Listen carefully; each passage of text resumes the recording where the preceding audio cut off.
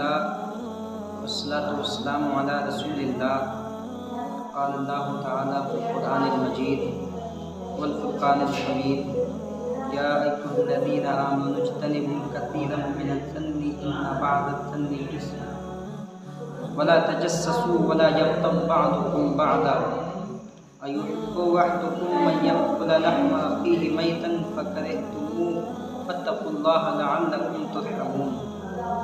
ذات محترم، آج میں آپ کے سامنے ایک اہم بات عرض کروں اور بتاؤں کہ انسان کے عیوب کی پردہ پوشی کے تعلق سے اسلام کا کیا نظریہ ہے، اس تعلق سے اسلام کیا کہتا ہے۔ اللہ رب العزت قرآن پاک میں ارشاد فرماتا ہے کہ لوگوں بہت گمان سے بچو، بے شک بعض گمان گناہ ہوا کرتے ہیں۔ ولا تجسسوا، کسی کی عیب تلاشی مت کرو، کسی کی عیب مت ڈھونڈو۔ ولا یغتب بعضکم بعضا، اور نہ ہی تم میں سے کوئی کسی کی برائی کرے، اس کی چغلی کرے، اس کی غیبت کرے۔ قرآن پاک فرماتا ہے۔ ہم دنیاوی اعتبار سے بھی اگر دیکھیں تو دنیاوی اعتبار سے کوئی ایسا قانون ہے جس میں انسان کی جان و مال کی حفاظت ہوتی ہو تو لوگ اسے بہت پسند کرتے ہیں۔ کیوں؟ کیونکہ انسان کی جان و مال کی حفاظت ہو رہی ہے۔ یہ اہم بہت بڑا مقصد ہے کہ انسان کی جان و مال محفوظ رہے۔ تو اگر ہم اسلام کو اس نظریے سے دیکھیں تو اللہ رب العزت نے قرآن پاک میں، آقا کریم صلی اللہ علیہ وسلم نے حدیث پاک میں اس چیز کی بہت تاکید فرمائی ہے۔ میرے آقا کریم صلی اللہ علیہ وسلم نے فرمایا اسلم تسلم، اسلام کے دامن سے وابستہ ہو جاؤ، اسلام کے دامن سے وابستہ ہو جاؤ، آپ محفوظ ہو جائیں گے، حفاظت کے قلعے میں آپ جا گزرے ہوں گے۔ بس اسلام کے دامن سے وابستہ ہو جاؤ۔ انسان کی جان و مال کی حفاظت اس طرح سے بھی ہوتی ہے کہ اس کے عیوب کو پوشیدہ رکھا جائے۔ کیوں؟ کیونکہ انسان کے مال سے زیادہ اہم اس کی عزت اور آبرو ہے۔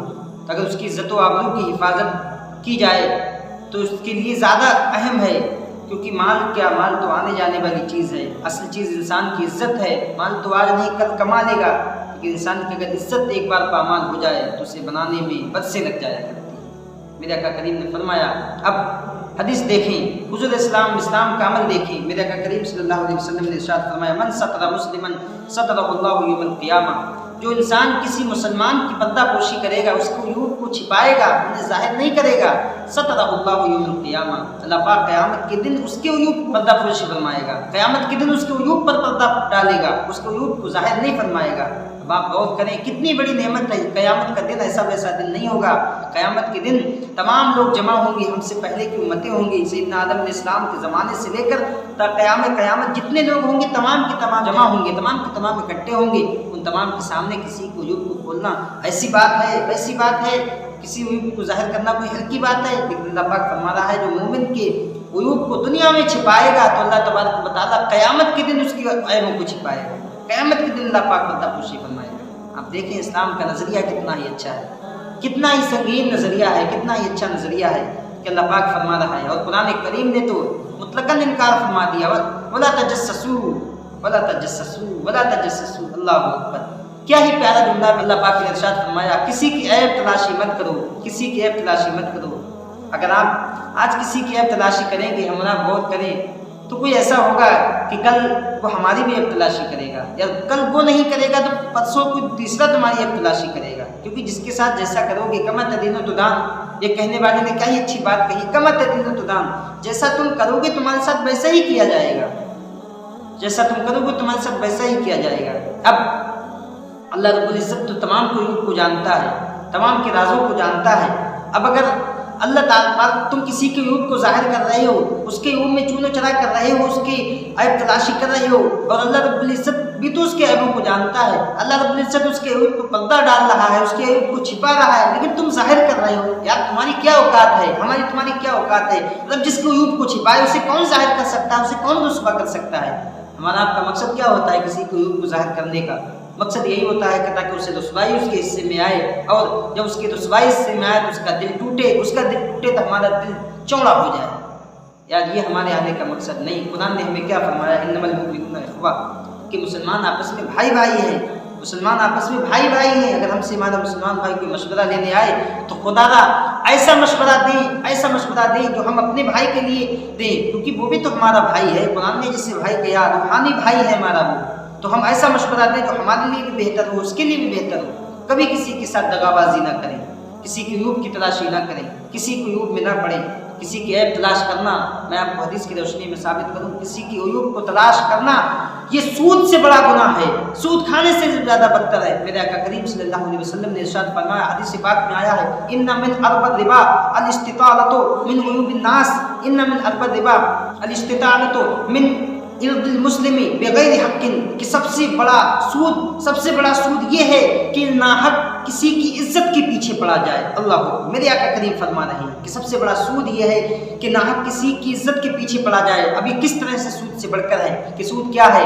سود یہ ہے کہ انسان کسی کا ناحق مال کھائے، سود کا مال کے ذریعے کسی پر ظلم کرے، اس کے مال کو کھائے اور اس میں بڑا چڑھا کر کے لے، تو یہ سود ہو جاتا ہے، تو اس کے مالی نقصان ہوگا۔ اگر کسی کی کوئی عزت و آبرو پر حملہ کرے تو اس کی عزت نفس کا نقصان ہے، عزت نفس کا نقصان ہے، اور یقیناً انسان کی عزت اس کے مال سے بھی زیادہ بہتر ہے، مال سے زیادہ بہتر ہے۔ جب عزت کی بات آئے تو انسان مال کی کوئی حیثیت نہیں ہوتی، مال لٹا دیا کرتا ہے۔ تب اگر کوئی کسی کی عزت پر حملہ کرے، عزت کو پامال کرے، تو یقیناً عند اللہ بھی، عند الناس بھی، عند العقل بھی یہ چیز سامنے آتی ہے کہ انسان کی عزت پر حملہ کرنا اس کے مال پر حملہ کرنے سے بھی زیادہ بہتر ہے۔ انسان کی نفس پر حملہ مت کرو، اس کے عیوب کو تلاشی مت کرو، یاد اللہ جس سے چھپا رہا ہے۔ ہم اس چیز کو بھی غور کریں، میرے آقا کریم صلی اللہ علیہ وسلم نے بہت ہی پیاری بات ارشاد فرمائی ہے، بہت ہی پیاری بات ارشاد فرمائی۔ اس ارشاد کو بار بار سنیں، بار بار پڑھیں اور اپنا محاسبہ کریں، اپنے گریبان میں جھانک کر دیکھیں اور یہ سمجھیں کہ جن چیزوں کے بارے میں مثبت انگلیاں اٹھا رہے ہیں، فلاں پر انگلیاں اٹھا رہے ہیں، فلاں کی عیوب کی تلاشی لے رہے ہیں، کئی چیزیں ہمارے اندر تو موجود نہیں، کہیں ایسا تو نہیں ہم ان میں کل ملوث ہوں، دوسرے کو منع کر رہے ہیں۔ میرے آقا کریم نے فرمایا، طوبیٰ لمن شغلہ عیبہ عن عیوب الناس، خوشخبری ہو اس کے لیے، مبارکبادی ہو اس کے لیے جو اپنے اندر کے عیوب کی تلاشی میں مصروف ہو اور دوسروں کے عیوب تلاشی کرنے سے بچا رہے، جو دوسروں کے عیب ڈھونڈنے سے بچا رہے بلکہ اپنے عیوب تلاش کرنے میں مصروف رہے، بلکہ اس کے لیے خوشخبری ہے۔ میرے آقا کریم فرما رہے ہیں، اس ارشاد کو بار بار پڑھو اور غور کرو، کیا ہی اچھی بات میرے آقا کریم نے ارشاد فرمائی۔ جب انسان اپنے نفس کا محاسبہ کرے گا، یار جب ہمارے اندر یہ کمی پائی جا رہی ہے تو اس کمی کی بنیاد پر ہم دوسرے پر انگلی کیوں اٹھا رہے ہیں، دوسرے کی ذات پر کیوں حملہ کر رہے ہیں؟ یہ تو ہمارے اندر پہلے سے پائی جا رہی ہے۔ خدا کے واسطے ہم اور آپ اپنے گریبان میں جھانک کر دیکھیں، پھر اس کے بعد دیکھیں کہ دوسرے کے اندر یہ کمی پائی جا رہی ہے کہ نہیں پائی جا رہی ہے۔ میرے آقا کریم نے فرمایا، اور حدیث شریف میں بغیر حق کے ساتھ بغیر حق کے ذریعے اس طرف بھی اشارہ فرما دیا کہ اگر کہیں ضرورت ہو، کسی کے عیوب بیان کرنے کی ضرورت ہو تو وہاں اس کے عیوب بیان کرنا ہی ولا تجسسوا میں نہیں آئے گا، وہاں اس کے بیان کرنا گناہ نہیں، معصیت نہیں، کیونکہ وہاں تو ضرورت ہے، کوئی مظلوم آدمی ہے، کسی نے کسی پر ظلم کیا، وہ آقا کی بارگاہ میں جا کر، بادشاہ کی بارگاہ میں یا حاکم کی بارگاہ میں جا کر کے تمام باتوں کو بتائے گا کہ اس نے یہ ظلم کی ہم پر، اس طرح کی ہم پر زیادتی کی، تو یہاں اس کے عیوب کو بتانا یہ گناہ نہیں، کیونکہ مظلوم اپنے ظلم کو ثابت کر رہا ہے کس طرح سے ظلم کیا۔ کوئی ہمارے ملک عظیم پر کسی طرح کی سازش کرے اور جاسوسی کرے تو ہمارا حق بنتا ہے کہ وہاں اس کے عیبوں کو ہم بتائیں، حکومت کے کارندوں سے بتائیں، تو وہاں یہ گناہ نہیں، کیونکہ یہ تو وفاداری ہے، ملک سے وفاداری ہے، وطن سے وفاداری ہے، اور مظلوم کا اپنے نفس سے وفاداری ہے کہ اپنے مظلوم ہونے کو ثابت کرے اور اپنے ظلم کو بتائے، تو وہاں ضرورت ہے۔ اسی کے زمرے میں یہ بھی چیز آئی، علماء کرام فرماتے ہیں اگر اب کوئی اپنی لڑکی اپنے لڑکے کا کسی شخص کا رشتہ لے کر کے آئے اور آپ سے پوچھے کہ میں آپ کی پڑوس میں شادی کرنا چاہتا ہوں فلاں سے، تو بتاؤ اس کے بارے میں کیا خیال ہے کہ وہ شخص کیسے ہیں، تو خدا کے واسطے اس معاملے میں بھی، بلکہ اس معاملے میں بطور خاص احتیاط کریں کہ جیسا ہو، آپ جس طرح سے واقف ہو بالکل پوری بات بتا دیں، کیونکہ شادی کا معاملہ ہے، زندگی کا معاملہ ہے۔ ایسا نہ ہو کہ تم آپ اس کے سامنے آ کے تعریف کر دو، بس تعریف کر دو، اس کے بعد وہ اپنی لڑکی کا نکاح کر دے، اپنے لڑکا کو بیاہ دے، اور اس کے بعد چند دن کے بعد وہ اس کے برخلاف پائے، اور اس کے بعد وہ تمہارے پاس آئے کہ یار تم نے تو ہمارا گھر ہی بیکار کرا دیا، ہمارا گھر برباد کرا دیا۔ اور نہ ہی ایسا ہو کہ اگر کوئی کسی سے رشتہ لینے آئے اور اس سے برابر پڑوسی سے اگر معلوم کرے تو ایسا بھی نہ ہو کہ اس کے اندر وہ عیب نہیں پائے جاتے تو انہیں بھی بتا دو، تاکہ ایسا ہو کہ اس کی بچی کی شادی نہ ہو ایسی بیٹھی رہے، یہ بھی ہمارے اندر نہ ہو۔ کیونکہ معاملہ ایسا ہوتا ہے، ان چیزوں کو لے کر کے اہل خانہ بہت ہی زیادہ سیریس ہوا کرتے ہیں، بہت ہی زیادہ سنجیدہ ہوا کرتے ہیں۔ تو اس معاملے میں خدا کے واسطے بالکل احتیاط کریں اور ان چیزوں پر غور کریں اور دیکھیں کہ اسلام کیا کہتا ہے، قرآن کیا کہتا ہے، حدیث کیا کہتی ہے۔ اسلام کا نظریہ تو بہت ہی اچھا ہے، بہت ہی اچھا نظریہ ہے اس تعلق سے، تو ہم آپ اس پر عمل کریں، کسی کی عیوب کی تلاشی نہ کریں، کسی کی عیوب تلاش نہ کریں، اور نہ ہی کسی کی چگلی کریں، نہ ہی کسی کی برائی کریں۔ اللہ پاک نے اس کے آگے آیت میں سورہ حجرات میں ارشاد فرمایا یحب احدکم ان یاکل لحم اخیہ میتا، کہ تم میں سے ایک دوسرے کی تم برائی کرتے ہو، کیا تم میں سے اس بات کو کوئی پسند کرے گا کہ اپنے مردار بھائی کا گوشت کھائے؟ فکرہتموہ، تم بالکل اسے ناپسند کرو گے۔ تب کیا پتہ چلا کہ اگر کوئی کسی کی برائی کرے یا تلاشی کرے تو اپنے بھائی کے گوشت کھانے کے مانند ہے۔ اللہ، اس آیت کا شان نزول تو دیکھو، میرے آقا کریم صلی اللہ علیہ وسلم کی عادت کریمہ تھی، کہیں جنگ میں جاتے یا کہیں سفر پہ جاتے تو ایسا کرتے تھے، اپنے صحاب کے مابین دو امیر صحابہ کے ساتھ ایک غریب صحابی کو رکھ دیا کرتے تھے تاکہ یہ ان کا کھانے کا سامان کرے، کھانا پکانے کا کام انجام دے، اور ان دو امیروں کے ساتھ اس کا کام بھی چلتا رہے۔ آقا کریم صلی اللہ علیہ وسلم ایک جنگ میں تشریف لے گئے اور دو صحابی کے ساتھ ایک صحابی کو کر دیا۔ جب وہ پہنچے حضرت سلمان کو دو صحابیوں کے ساتھ کر دیا۔ جب سحری کا وقت ہوا اور اتفاق کی بات ہوئی تو حضرت سلمان بیدار نہ ہو سکے۔